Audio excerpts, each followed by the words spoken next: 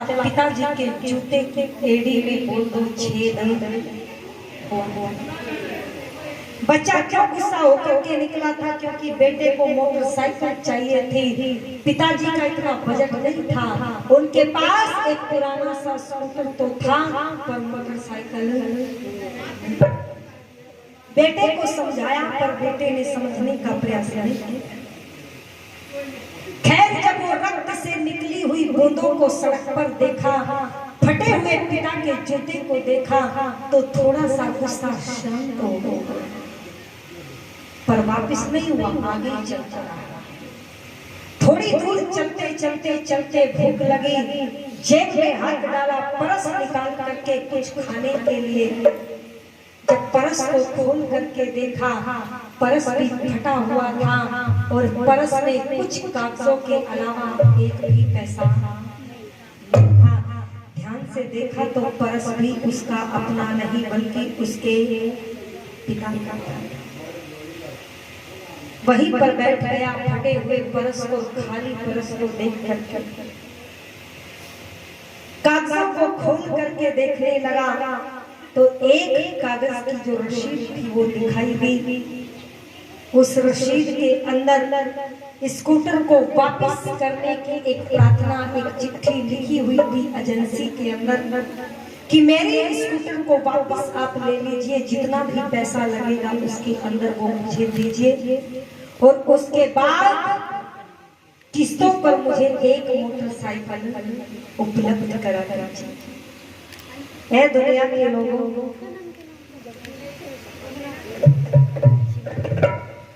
श्री गोपाल जी का पुत्र अथर्व बहुत प्यारा सा बेटा है। इसके उज्जवल भविष्य की मैं कामना करती हूँ। 100 रुपए पिता की दादा की पवित्र कमाई से दे रहा है, बच्चे का भविष्य उज्जवल। मैं चर्चा कर रही थी आपके बीच में, जब उस रसीद को देखा, अरे पिता मेरे लिए मोटरसाइकिल का इंतजाम कर रहे हैं और पैसा नहीं है। फूट करके दौड़ करके वहीं से वापस आ गया और वापस आकर के पिता के पैरों को पकड़ लिया और पैरों को पकड़ करके आंसू से पिता के पैरों को धोया। 100 रुपए श्री शिवांश बालियान जी मानेंद्र जी के देते हैं, वो लेकर के सम्मान करते हैं। धन्यवाद।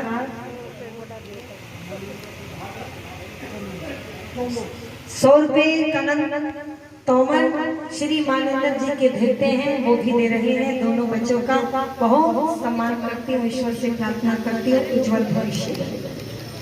घर पर आकर के पिता के पैरों से चिपक कर के रो पड़ा और कहता है, पिता ओ पिता मुझे माफ कर दे, मैं नहीं जानता था तेरे हृदय की गहराई। पिता ने उठा करके गले से लगा लिया और कहा, मेरे बेटे मेरे लाल तू चिंता क्यों करता है? भले ही मेरा जूता फटा हुआ हो पर मैं कभी तेरे पैरों में कंकड़ चुभने नहीं। भले ही मेरी जेब खाली हो पर मैं कभी तेरे किसी अरमान को मरने नहीं दूंगा।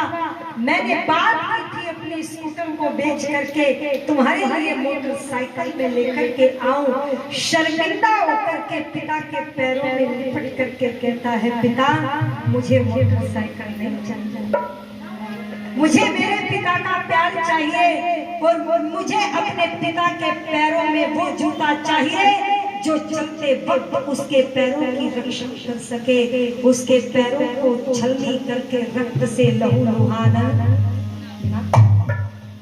वो पिता, मैं निवेदन कर दूं, हमने कभी इस माता पिता की गहराई को विचार ही नहीं किया। एक पिता अपने बच्चे को खिलाते हुए लोरियां देकर के एक सपने को संजो रहा है और कह रहा है, आपने कई बार सुना होगा, ऐसा होता है पिता। और क्या कहने लगा तो सुनिएगा कि तुझे सूरज कहूं या चंदा, तुझे दीप कहूं या तारा, मेरा नाम करेगा रोशन जग में मेरा राज तुझे सूरज को रचता, तुझे रेत कहो या तारा, मेरा नाम करेगा रोशन, जग में मेरा राज मेरा नाम करेगा रोशन, जग में मेरा राज दुलारा, तुझे सूरज कहो चंदा, तुझे दीप कहो या तारा, मेरा नाम करेगा रोशन, जग में मेरा राज थोड़ा सा मेरे माइक की आवाज बढ़ाओ भैया, दूसरे की कम करो थोड़ी।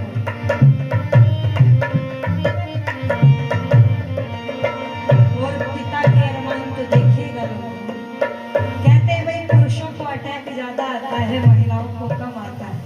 क्यों?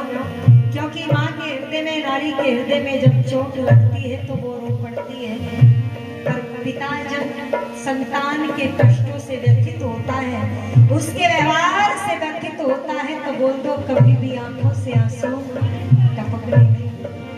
ओम ओम ओम प्लान मत करो, कोई कुछ भी कहे आप हमारे हिसाब से चलो।